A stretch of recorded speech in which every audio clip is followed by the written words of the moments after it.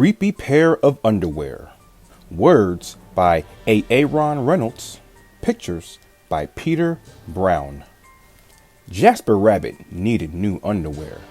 On Thursday, Mom took him to the underwear store and grabbed the last 3 packages of plain white. But as they headed for the checkout, Jasper spotted them. Creepy underwear. So creepy, so comfy. They were glorious. Mom, can we get these? Jasper pleaded. I think they're a little too creepy, said Mom. They're not creepy, they're cool, said Jasper. I'm not a little bunny anymore. I'm a big rabbit now. Mom agreed to buy 1 pair. That night, Jasper wore his cool new underwear to bed. Do you want me to leave the hallway light on? Asked Dad. Dad, I'm not a little bunny anymore, said Jasper. I'm a big rabbit now. His dad shut the door, and that's when Jasper noticed. The underwear glowed, a ghoulish, greenish glow. He closed his eyes. He pulled the covers. He buried his face in his pillow, but it didn't help. He could still see that ghoulish, greenish glow. Jasper leaped out of bed and put on a pair of plain white. He stuffed the creepy underwear into the bottom of his laundry hamper. He finally fell asleep. But when he got up the next day, he was wearing the creepy underwear. Jasper threw them into the garbage can. He was still a big rabbit. He wasn't scared or anything, but he was done with his scary underwear. After school, Jasper was doing his homework when he heard it. A scratchy, scraping sound coming from his dresser.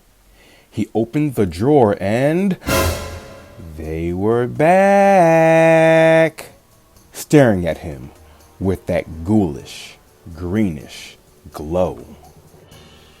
He snatched the creepy underwear out of the drawer. He grabbed a big envelope and some stamps. Bye-bye, scary underwear, he said, dropping the package in the mailbox. When he opened the front door the next morning, there they were. And were those chopsticks? His creepy pair of underwear had somehow returned from China, and it had brought back souvenirs. Jasper grabbed his mom's good sewing scissors. She didn't like him using them, but this was an underwear emergency. This time, the creepy underwear were gone for good. At bedtime, he slowly opened his underwear drawer. Nothing, just plain white undies. He searched under his bed. He shook out his lampshades. Whew! There was no sign of creepy underwear. He went into the bathroom to comb his ears. They were back. What's the matter with you? His mom asked. You're so jittery lately. Nothing, he yelped. A grown rabbit couldn't be terrified of his underpants. He seized the underwear. He snagged a shovel from the garage and he rode. He didn't stop pedaling until he reached Creek Hanger Hill. Jasper began to dig. He dug until his hole was dark and deep and 100% underwear proof. He dropped the underwear in. They gleamed from the bottom, that ghoulish, greenish glow. But not for long. When he got home, Jasper crept up to his dresser. They couldn't be in there. There was no way, right? He reached for the handle. He peeked in. Nothing. Just plain white. Jasper smiled and turned out the light.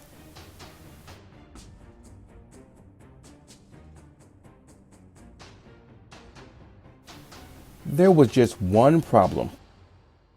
It was really dark in there. even for a big rabbit. Jasper turned on the light. He looked at his non-glowing pair of plain white, and he knew what he had to do.